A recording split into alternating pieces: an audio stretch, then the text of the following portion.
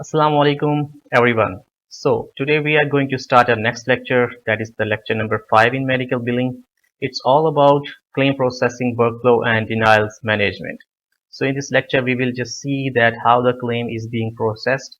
Once the claim is submitted to the insurance, how they are going to process that claim and all the workflow related to the claims processing and what kind of denials if the claim is not processed properly, like if there is some kind of a error, some kind of a trouble, some kind of a mistake in the claim, then the insurance just come with the denial. So how we are going to fix that denials, and it's all about the denial management. So let's see what's in this lecture. Okay, so once a medical claim is received by the insurance, this typically includes initial data validation, eligibility check, and routing to the appropriate department for further processing. तो जब एक claim हमने last time देखा था कि claim हम validate कर लेते हैं, उसको हम चेक कर लेते हैं, उसके अंदर कोई एरर होता है कि नहीं होता, कोई भी अगर उसके अंदर मिस्टेक होती है तो उसको हम करेक्ट कर लेते हैं। फिर उसके बाद सारी अप्रूवल और रिव्यू के बाद फिर हम वो क्लेम इंश्योरेंस को सेंड कर देते हैं। जब सेंड कर देते हैं तो इंश्योरेंस भी इन चीज़ों को मद्देनजर रखती है और इन चीज़ों के ऊपर फोकस करती है कि हाँ भी इसके अंदर जो डाटा हमें मिला है वो करेक्ट है कि नहीं है, उसमें कोई मिस्टेक है कि नहीं है, वो सारी चीज़ें each and everything they are very careful about those kind of things. So उसमें क्या होता है, डाटा वैलिडेशन, जो हमने पेशेंट्स का सारा डाटा उनको सबमिट किया है, उसका name, address, ID, date of birth, कोई भी चीज़ अगर उसके अंदर मिस्टेकन है, कोई भी चीज़ अगर उसके अंदर रॉन्ग है, तो वो उसको उसके ऊपर डिनाई कर देते हैं, उस क्लेम को प्रोसेस नहीं करते। फिर उसकी एलिजिबिलिटी चेक की जाती है कि हाँ भी जिस डेट के ऊपर प्रोवाइडर ने या डॉक्टर ने उसको सर्विसेज उस पेशेंट्स को प्रोवाइड की हैं, तो उस डेट के ऊपर वो पेशेंट हमारे साथ एक्टिव था कि नहीं था। अगर एक्टिव था, then well and good, they will process the claim, otherwise they cannot reject the claim. And routing to the appropriate department for further processing, insurance को हम जब क्लेम भेजते हैं तो वहां पर उनका बिलिंग डिपार्टमेंट होता है, तो उसके अंदर वो क्लेम चला जाता है, जिसके अंदर फिर उस सारे चीज़ों को प्रोसेस किया जाता है।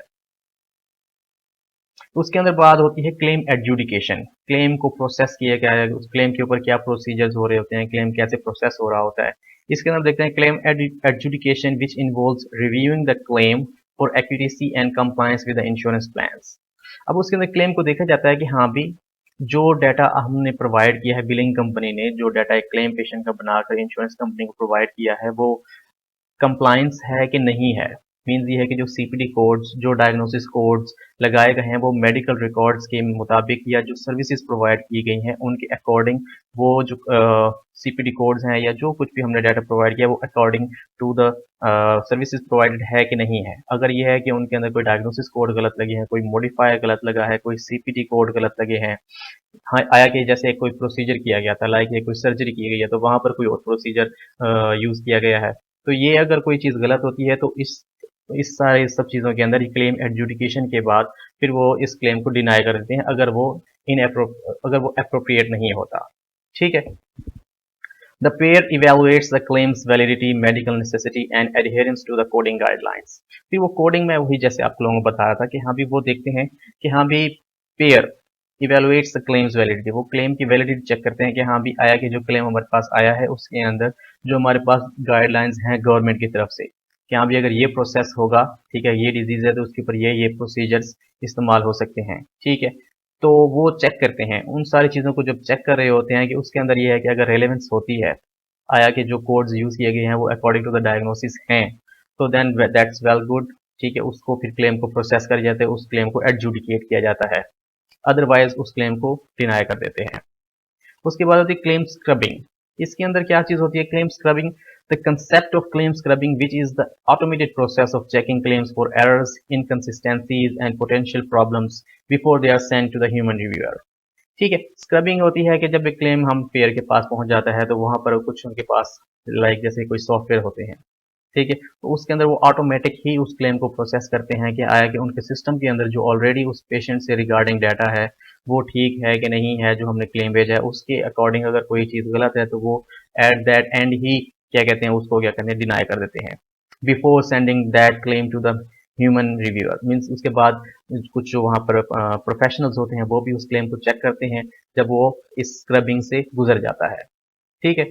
इसके अंदर नेक्स्ट क्या होता है, this helps reduce the number of claims that require manual intervention.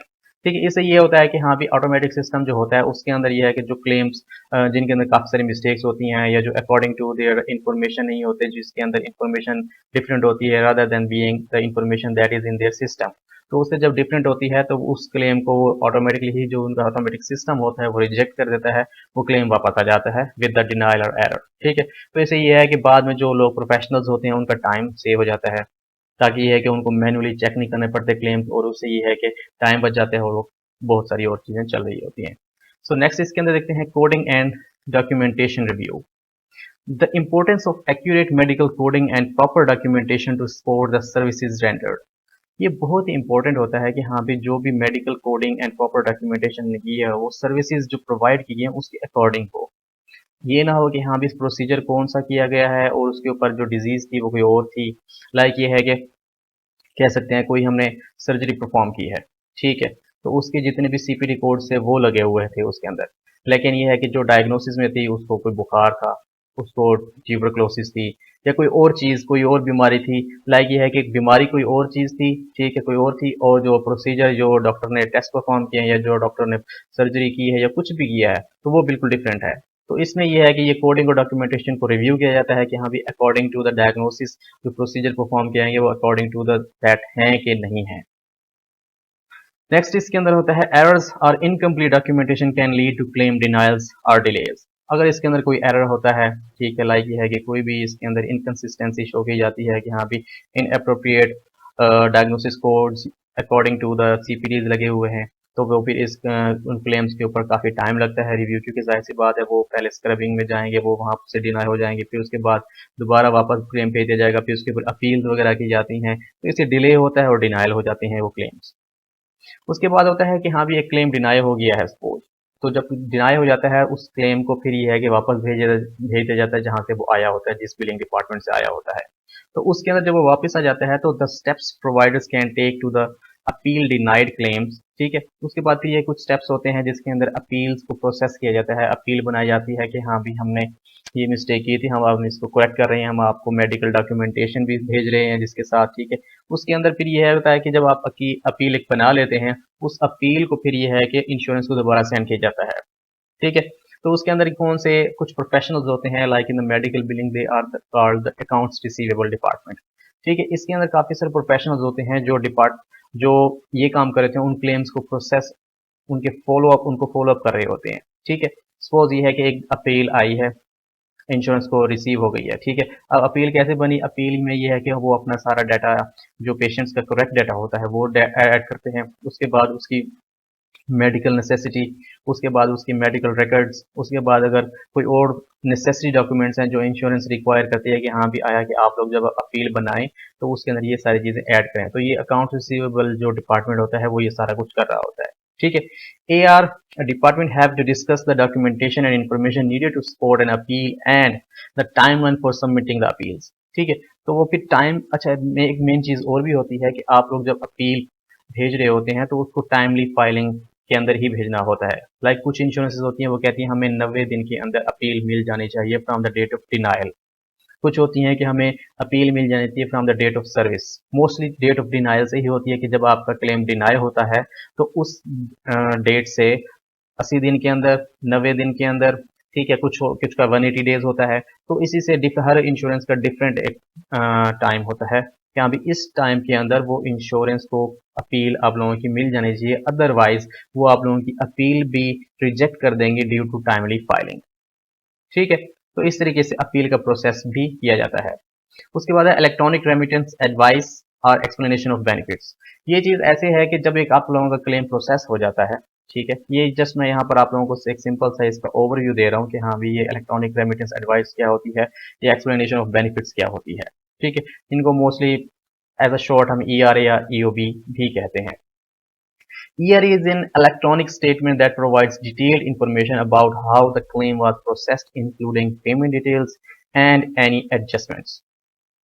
इसके अंदर ये देखा जाता है कि हाँ भी एक क्लेम प्रोसेस हुआ है, क्लेम के ऊपर डिनाई हुआ है या क्लेम की कोई पेमेंट आई है, ठीक है। ये इलेक्ट्रॉनिकली जनरेटेड एक ये आप कह सकते हैं कि एक फॉर्म होता है या एक शीट होती है जिसके ऊपर सारा बेनिफिट्स उसके लिखे हुए होते हैं कि हाँ भी इतनी अलाउड अमाउंट थी, इतनी इंश्योरेंस ने पे की है, इतने को इंश्योरेंस बनाई है, इतने डिडक्टिबल्स वगैरह बनाए हैं, तो ये इलेक्ट्रॉनिकली ही एक जनरेटेड रिसीट कह सकते हैं आप लोग होती है। ठीक है, तो उसके ऊपर हो सकता है कि हाँ भी वो डिनाई कर दें तो उसके ऊपर कोई पेमेंट नहीं होती, लेकिन ये कि उसके ऊपर कोड्स लगे होते हैं कि हाँ भी हमने इस रीजन की वजह से इस अपील को या इस आपके क्लेम को रिजेक्ट किया है। और उसी के on the other hand, there is another thing that is called the EOB, is also a statement describing what costs the insurance plan will cover। ठीक है, अच्छा EOB के अंदर ये जाहिर किया जाता है, ये इंश्योरेंस की तरफ से ही आती है, ये इलेक्ट्रॉनिकली नहीं होती। ठीक है, ये इंश्योरेंस हमें ईमेल के जरिए या बाय मेल इस तरीके से हमें भेजते हैं, तो उसके अंदर ये होता है कि हाँ भी उसके अंदर भी सेम एज इट इज चीजें होती हैं, जैसे कि किसी इंश्योरेंस ने कोई पेमेंट की है, ठीक है, उसके अंदर भी को इंश्योरेंस लगी होती है, डिडक्टिबल्स वगैरह होते हैं, पेशेंट का नेम, उसका डाटा, क्लेम नंबर, ये सारी जो डिटेल्स होती हैं ये उसके अंदर ऐड की जाती हैं। ठीक है, ईआरए कह सकते हैं कि एक इलेक्ट्रॉनिक जनरेटेड है और ईओबी जो है वो मैनुअल एक जनरेटेड एक रिसीट होती है।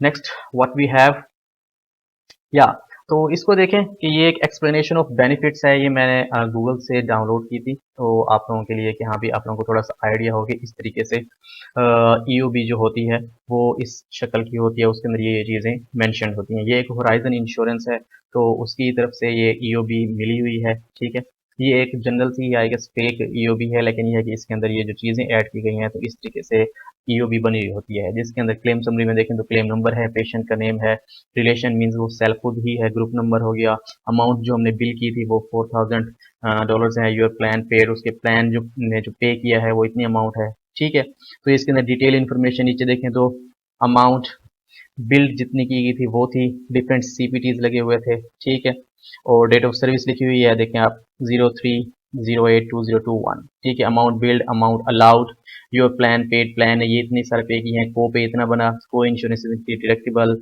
Amount not covered. ठीक है, तो इस तरीके से ये सारी जो चीज़ें चल रही होती हैं, इस तरीके से एक ईओबी रिवील करती है, इस तरीके से ईओबी हमारे पास आती है।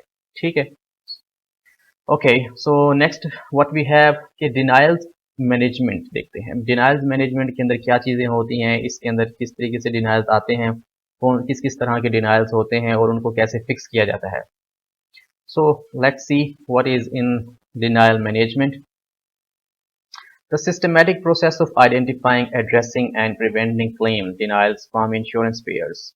When a claim is denied, it means that the payer has determined that the submitted claim is not eligible for reimbursement, often due to errors, missing information, or discrepancies.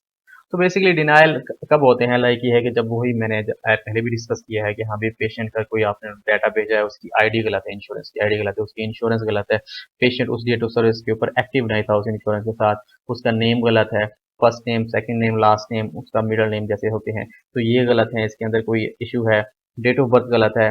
ठीक है, और इसके अलावा और क्या हो सकता है कि कोई भी इस तरीके की इंफॉर्मेशन जो है वो आप लोगों ने गलत अगर ऐड की है, तो उस टाइम पे इंश्योरेंस उस क्लेम को डिनाई कर देती है कि हाँ भी हम we are not going to pay that kind of a claim which has different kind of errors. So denials management involves various strategies and practices aimed at minimizing claim denials, appealing denied claims, and improving overall revenue cycle efficiency. तो इसके अंदर यही होता है कि जब एक claim deny हो जाता है तो उसके ऊपर मैंने बताया आप लोगों के एआर पर्सनल होते हैं, वो उसको चेक करते हैं कि हाँ भी डिनाई किस वजह से होता है, इंश्योरेंस मेंशन भी करती है कि हमने इस क्लेम को इस वजह से डिनाई किया है, ये एरर आया था जिसकी वजह से हमने इस क्लेम को डिनाई किया, आप लोगों इसको फिक्स करो, और उसके बाद हमें दोबारा रिप्लेसमेंट भी भेज सकते हो उस क्लेम की, और अगर अपील करना चाहें तो आप लोग उसके ऊपर अपील भी कर सकते हैं, ताकि यह है कि जो आप लोगों का रेवेन्यू साइकिल है, ठीक है, जिसके अंदर पेमेंट्स वगैरह रिसीव होती हैं, तो वो एफिशिएंटली काम करता रहे। आइडेंटिफाइंग डिनायल्स मतलब हम जो डिनायल्स आते हैं उसको आइडेंटिफाई कैसे करते हैं। Claims that are denied are categorized based on reason such as coding errors, उसके अंदर कोडिंग के एरर हो सकते हैं। सपोज जैसे मैंने आपको ऑलरेडी बताया, डायग्नोज कुछ किया गया था और उसके ऊपर जो प्रोसीजर किया गया वो कुछ और था, तो इसकी वजह से ये है कि कोड्स बिल्कुल एक दूसरे के साथ मुताबिकत नहीं रखते और डिनाई हो जाते हैं। Lack of medical necessity means medical necessity नहीं थी और कुछ ऐसे प्रोसीजर्स परफॉर्म कर दिए गए जो कि बिल्कुल भी मेडिकल नेसेसिटी नहीं थे। ठीक है, एलिजिबिलिटी वही है कि हाँ भी पेशेंट जो है वो इंश्योरेंस के साथ एक्टिव नहीं है on that date of service. ठीक है, उसकी कोई और इंश्योरेंस है, आपने किसी और इंश्योरेंस को सेंड कर दिया है। और डॉक्यूमेंटेशन डेफिशिएंसीज वही है कि हाँ भी जो कुछ आपने डॉक्यूमेंट्स प्रोवाइड किए हैं वो कम हैं, या ये है कि उसके अंदर कोई और एरर है, उस पेशेंट की इंफॉर्मेशन गलत है, कोई रिगार्डिंग इन्फॉर्मेशन, उसकी पर्सनल डाटा उसका गलत है, तो उस वजह से भी डिनाइल्स आ जाते हैं। इस तरीके से हम डिनाइल्स को देखते हैं। इसके अंदर वो क्या होता है, denials are track and analyze to identify common patterns and root causes. तो फिर डिनाइल्स को ट्रैक किया जाता है, उसको एनालाइज किया जाता है कि हाँ इस वजह से डिनाइल आया है, फिर उस चीज़ को करेक्ट किया जाता है ताकि यह है कि वो क्लेम दोबारा प्रोसेस हो सके। Reasons for denials and rejections, reasons क्या होती हैं, the common reasons why claims might be denied or rejected by the insurance payer. These could include coding errors, missing information, lack of medical necessity and coverage limitation। तो इसके अंदर वही है कि reason यही होती हैं कि हाँ भी मतलब कोडिंग एरर हो सकते हैं, missing information, lack of medical necessity and coverage limitation, कि हाँ भी कवरेज उसकी नहीं है, वो इंश्योरेंस ये कवर नहीं कर रही, इन जो सर्विसेज प्रोवाइड की गई थी वो उस पेशेंट के इंश्योरेंस प्लान के अंदर कवर नहीं की जाती, जिसकी वजह से हम ये क्लेम आप लोगों का डिनाई कर रहे हैं। या कोडिंग एरर हो सकते हैं या कोई इन्फॉर्मेशन एरर हो सकता है। Appealing denials, so if a claim denial is deemed incorrect or unjustified, providers can submit an appeal to the payer।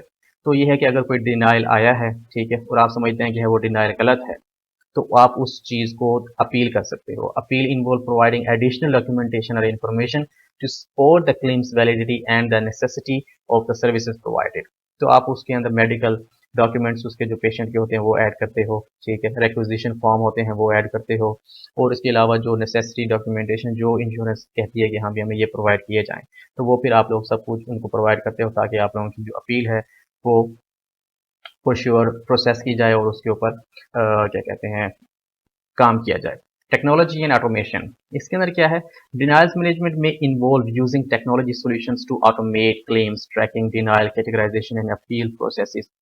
Automation can streamline workflows and reduce manual errors. Regular monitoring of denial rates and outcomes helps measures the effectiveness of denials management efforts।